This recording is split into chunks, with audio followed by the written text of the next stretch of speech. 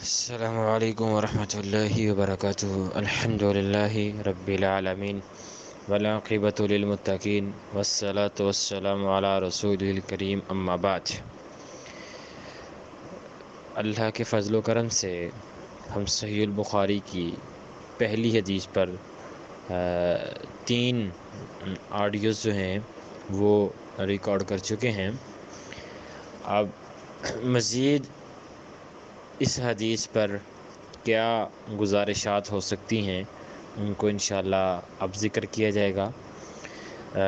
پوری کوشش اور سوچ یہی ہے کہ مختصراً مشکل اور ڈیٹیلز جو ہیں ان کو بہت ہی اختصار کے ساتھ جو ہے وہ احباب کے سامنے بیان کیا جائے، تاکہ وہ صحیح معنوں میں اس حدیث کے مفہوم کو سمجھ سکیں۔ اب اس حدیث میں نیت ہے جو مین چیز ہے، یعنی کہ میجر پوائنٹ جو ہے، جس کے اوپر پورے اسلام کی جتنی بھی عبادات ہیں، یعنی کہ من جملہ عبادات کا انحصار جس عمل پر ہے وہ ہے نیت۔ اب اس حدیث کو امام بخاری نے ذکر ہی اس لیے کیا۔ اب ذکر کرنے کی بہت سی توجیحات ہیں کہ امام بخاری نے اس حدیث ہی کیوں سب سے پہلے ذکر کیا، اس کی بہت سی توجیحات ہیں، میں اس میں نہیں جاؤں گا۔ لیکن اس حدیث میں نیت جو ہے وہ بہت ایک میجر پوائنٹ ہے۔ اب نیت کے اوپر بھی بہت سے فرقے بن گئے، ہم نے نیت کو سمجھا ہی نہیں ہے نا، ہم نے نیت کو فرقوں میں جو ہے وہ اس کو تقسیم کر لیا ہے۔ بعض احباب کہتے ہیں نیت کا یہ ہونا چاہیے، بعض احباب کہتے ہیں کہ نیت یہ ہونی چاہیے، جبکہ میں نے اس سے قبل نیت کا بتا دیا کہ نیت ہوتی ہے دل کے ارادے کا نام۔ اگر آپ نے ارادہ کر لیا ہے تو سمجھیں آپ کی نیت ہو گئی ہے۔ اب نیت، کیونکہ وضو جو ہے، نماز جو ہے، یہ دیگر عبادات ہیں، وہ بھی اس میں نیت میٹر کرتی ہے۔ تو علماء نے اس حدیث سے استدلال یہ کیا ہے کہ وضو میں نیت ضروری ہے، کیونکہ وضو بھی اعمال من الاعمال میں سے ہے، یعنی کہ انما الاعمال جو الفاظ ہیں حدیث کے، اب اعمال میں نیت بھی شامل ہے، اعمال عمل کی جمع ہے، تو وضو ایک عمل ہے تو لہٰذا اس کے لیے بھی نیت ہوگی۔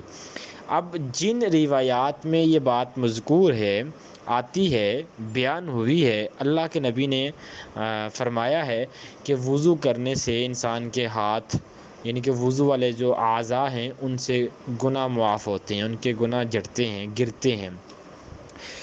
تو وہ کون سا وضو ہے؟ وہ وضو ہے جس میں انسان کی نیت ہوتی ہے۔ اب نیت کیا ہے؟ نیت ظاہراً یہی ہے کہ اس نے اگر کوئی تحیۃ المسجد کے نوافل پڑھنے ہیں، یا اس نے کسی اللہ سے دعا کرنی ہے تو وہ 2 رکعت نوافل پڑھتا ہے، یا فرض نماز پڑھنی ہے، کسی بھی نماز کے لیے وہ وضو کرتا ہے۔ کسی کا جنازہ پڑھنا ہے، اس کے قبل وضو ہے، عیدین کی نماز ہے اس کے لیے وضو ہے، نماز خسوف کی نمازیں ہیں اس کے لیے وضو ہے، صلاۃ الخوف ہے، خوف کی نماز جو جنگ کی حالت میں پڑھی جاتی ہے اس کے لیے وضو ہے۔ یعنی کہ تمام نمازیں جن کے لیے وضو ہے، اس وضو سے پہلے نیت ہے، اس میں کسی کا کوئی اختلاف نہیں ہے، بلکہ تمام اس بات پہ متفق ہیں کہ نیت وضو میں جو ہے وہ ہونی چاہیے۔ اگر کسی بندے کی وضو کرتے وقت نیت نہیں ہوگی وضو کی، تو اس بندے کا وضو نہیں ہے، اور اس بندے کو وہ اجر بھی نہیں ملے گا جو اجر اللہ رب العزت کے پیغمبر نے بیان کیا ہے۔ اب نیت کیا زبان سے ہوتی ہے؟ قطعاً زبان سے نیت نہیں ہوتی، زبان کا اس سے تعلق ہی نہیں ہے۔ زبان تو اس کا اظہار ہے، یعنی کہ اگر آپ اس کا اظہار کرتے ہیں، مثلاً میرے دل میں کوئی بات ہے، میں نے اس کا ارادہ کر لیا، میری نیت ہے کہ میں نے فلاں جگہ پہ جانا ہے، لیکن آپ کسی کو بتا دیتے ہیں کہ میں نے فلاں جگہ پہ جانا ہے۔ اب جو آپ نے بتایا ہے میں فلاں جگہ پہ جانا ہے، وہ آپ کی نیت نہیں ہے، نیت آپ پہلے اپنے دل سے کر چکے ہیں کہ میں نے فلاں جگہ پہ جانا ہے۔ اب جو آپ نے کسی کو یہ بات شیئر کی ہے تو اس کا مطلب یہ نہیں کہ آپ نے وہ نیت کی ہے، بلکہ نیت تو آپ پہلے کر چکے ہیں۔ اسی طرح جب انسان وضو کرتا ہے، وہ نماز کے لیے وضو کرتا ہے، تو جب اس نے نماز کے لیے وضو کیا تو پھر اس کو نماز کے وقت یا نماز شروع کرنے سے پہلے زبان سے اظہار کرنے کی ضرورت ہی نہیں ہے، کیونکہ اس کی تو نیت ہو چکی ہے، تو اظہار کس کے سامنے کرنا ہے؟ اللہ کے سامنے، اللہ کو تو پہلے پتہ ہے کہ یہ بندہ جو ہے وہ نماز کے لیے وضو کر کے آئے. تو اس لیے یہ چیزیں ہوتی ہیں کامن سینس کی باتیں ہیں، ہمیں اس میں اختلافات میں پڑھنے کی ہمیں ضرورت ہی نہیں ہے. حدیث میں آتا ہے انما الاعمال، تو عمل کوئی بھی ہو اس کی نیت جو ہے وہ دل سے ہوتی ہے. میں نے کہا تھا کہ حج عمرہ کی نیت جو ہے وہ زبان سے ہوتی ہے، اس کے علاوہ تمام عبادات کی نیت جو ہے وہ دل ہی کے ارادے کا نام ہے. اب اس حدیث میں یہ الفاظ بھی مذکور ہیں. اب بعض نے یہ بات بھی لکھی ہے کہ حکم جو ہے، جیسے کہ اللہ تعالیٰ کسی کام کا حکم قرآن میں دیا ہو یا اللہ کے نبی نے کسی کام کے کرنے کا حکم دیا ہو، تو اس حکم کی تکمیل کے لیے نیت کون لازمی ہے. مثلا نماز پڑھنے کا حکم قرآن میں ہے اور نماز ہی پڑھنے کا ذکر اور حکم اللہ کے نبی کی حدیث میں ہے. اب اس حکم کی تکمیل کے لیے ہمیں نیت جو ہے وہ لازمی ہے. زکوٰۃ دینا کا حکم قرآن میں ہے اور زکوٰۃ کا جو ہے وہ اللہ کے نبی کی حدیث میں اس کی تفصیل ہے. تو اس کا مطلب یہ ہے کہ زکوٰۃ کے لیے نیت ضروری ہے.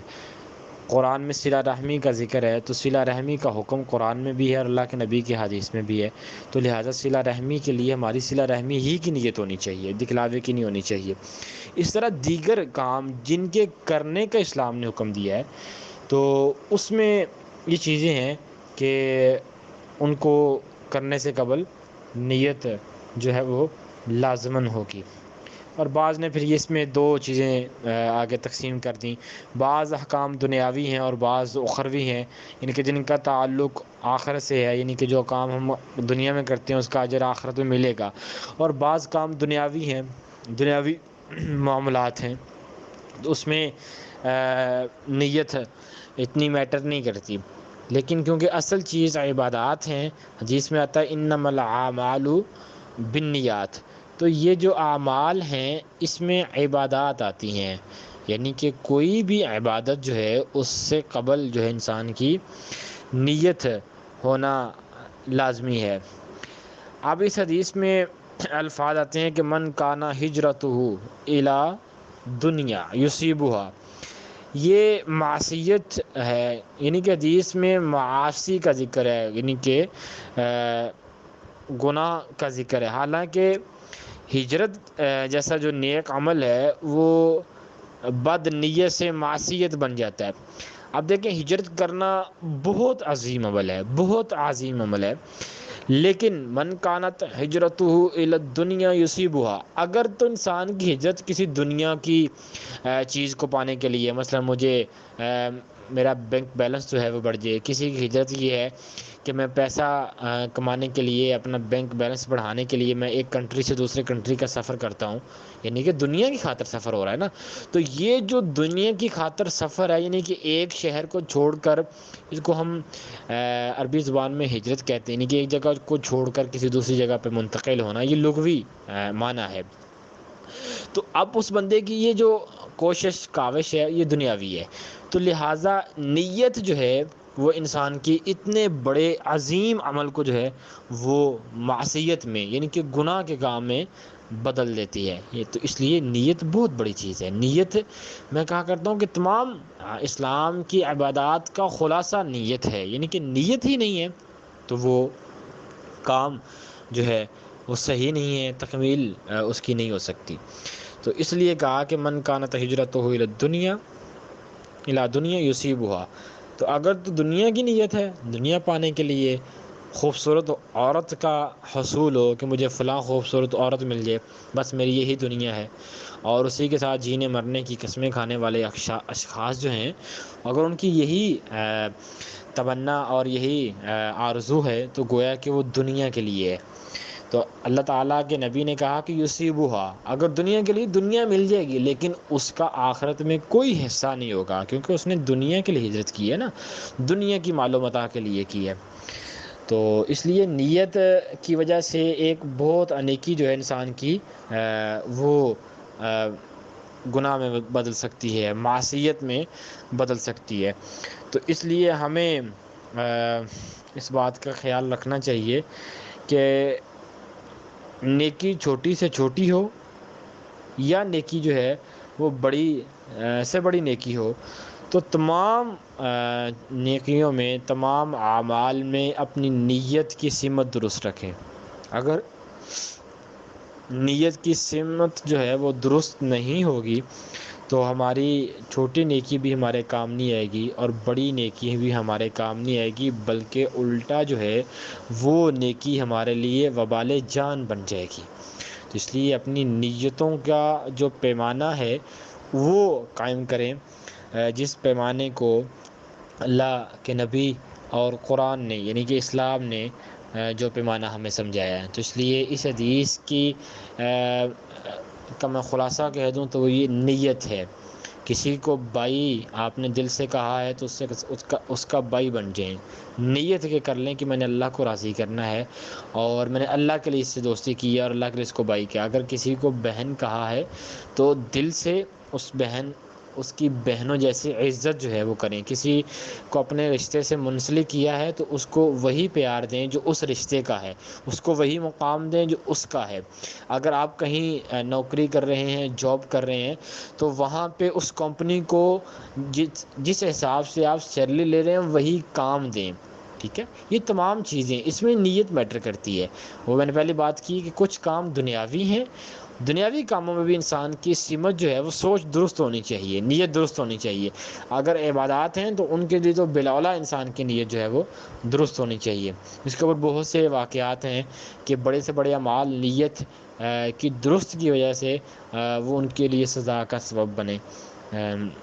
کتب حدیث میں واقعات موجود ہیں، لیکن ان شارٹ میں یہی کہوں گا کہ انما الاعمال جو ہے اس کے اوپر اگر ہم غور کریں تو ہمیں بہت سی باتیں جو ہیں وہ سمجھ آ جائیں گی۔ تو اللہ ہمیں ہماری جو نیتیں ہیں ان کو صحیح کر دیں اور ہم اسلام کو سمجھ سکیں اور عمل کر سکیں۔